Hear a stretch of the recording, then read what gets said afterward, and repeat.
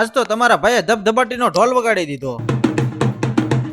હવે એમાં વાત ક્યાં કેવી છે કે એટલા બધા માણસો ને મંડપ ને એમાં કેમ છે, એમાં વાત ક્યાં કેવી છે કે મારા મોટા ભાઈના ટૂંક જ સમયમાં લગ્ન છે, એટલે છોકરીવાળા સામેથી લગ્ન લખવા આવી ગયા છે ને આપણા મોટા ભાઈને લગ્ન લખાઈ ગયા છે ને ટૂંક જ સમયમાં મારો ભાઈ મોટો ભાઈ વરાજો બની ગયો છે ને હવે કાયદેસરના લગ્ન લખાઈ ગયા છે, એટલે મારા ભાઈએ તો ઢોલ ને વધાવી લીધો છે ને પછી ઢોલ વાળાએ તો ઢોલ ની ધબધબાટી બોલાવી દીધી છે.